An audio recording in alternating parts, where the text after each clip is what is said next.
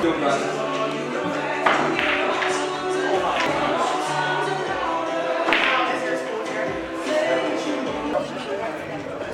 get out of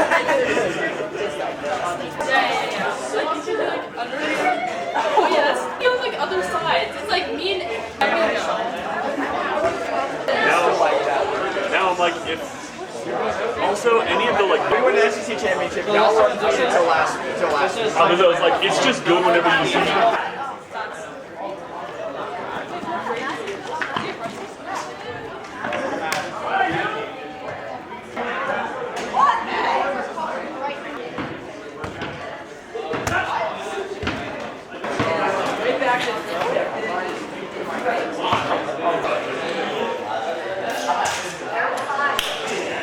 What's up, guys?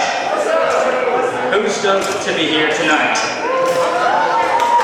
That was probably like a 4 out of 10. Anyway, we're playing my favorite game, which is Sharks and Minnows. Come on, okay.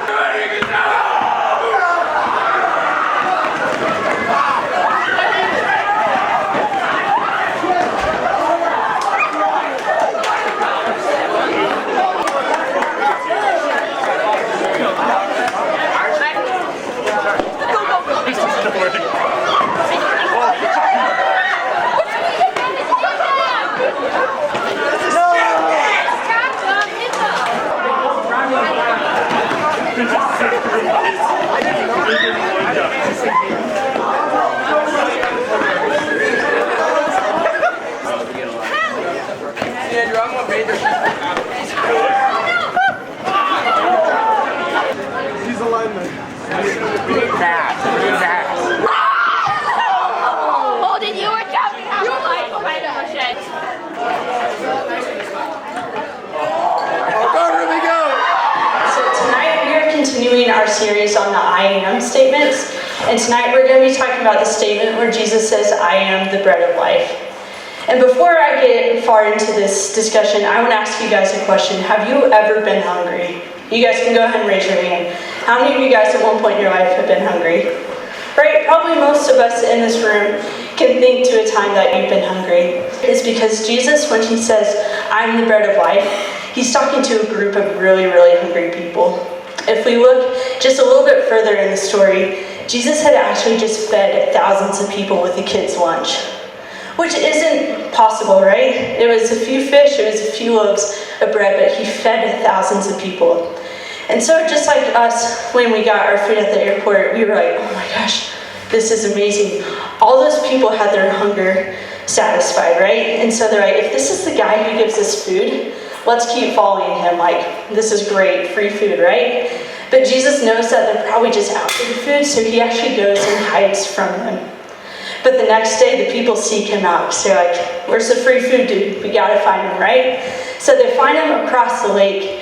And this is what Jesus tells them. If we hit it at John 6:35, he says, I am the bread of life. Whoever comes to me will never go hungry.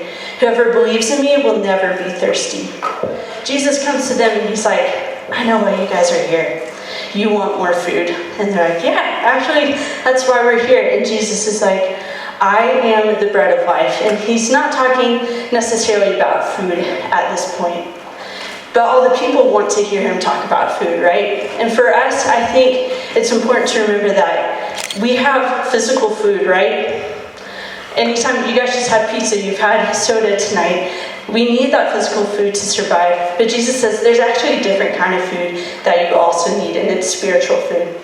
And so the next thing Jesus tells us is he says the bread of life is from God. So in verse 32 and 33, Jesus said to them, "Very truly I tell you, it's not Moses who's given you the bread from heaven, but it is my Father who gives you the true bread from heaven. For the bread of God is the bread that comes down from heaven and gives life to the world." And so Moses was the leader of the Israelites when they had the manna. And Jesus says, it's not Moses who gave you that, it's God who gave you that. And this is important that we know that the bread of life is from God. Because it's one thing for Jesus to do this amazing miracle and say, hey, you guys should follow me, right? It's one thing for me to say, hey, you guys should follow Jesus. But it's another thing for the creator of the world to say, this is the guy you should follow. This is the guy who gives you eternal life. And so this is an important fact. It's a small number on the list, but you guys need to understand this isn't just a crazy claim that some guy's making that he's able to do a really cool miracle. But Jesus is saying, hey, everything I do comes from God, and that's why I have the power to do it. So the third thing we learn about the bread of life is that it is to be tasted.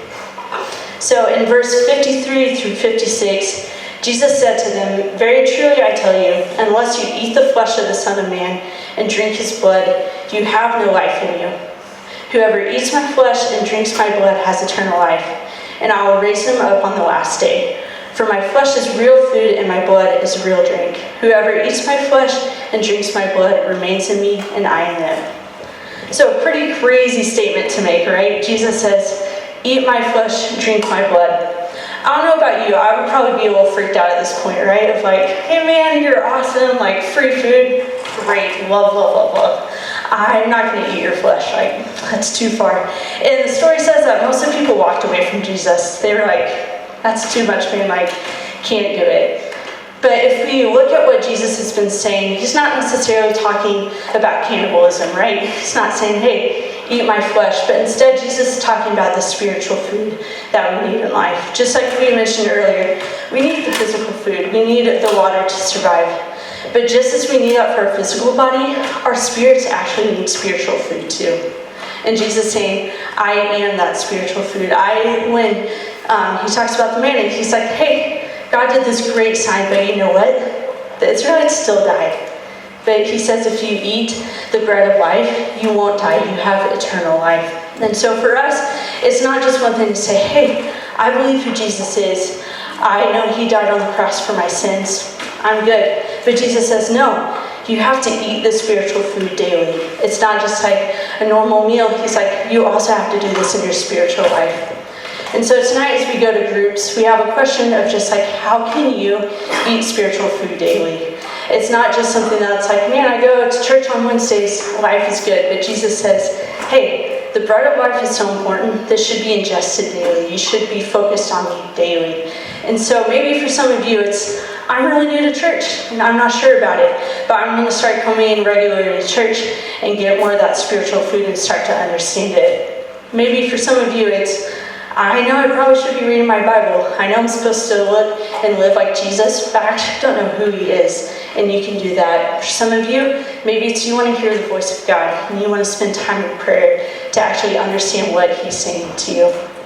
For some of you, it may be you're really close with God, but you need to teach other people that there's bread of life that they also need. And so as we head to groups, I just want you guys to remember that Jesus, he fulfills, he sustains us. Everything else in this world, it will fall short at some point. But Jesus says, I am the bread of life. If you eat this bread of life, if you focus on me, life will be good. You will always be filled because of me.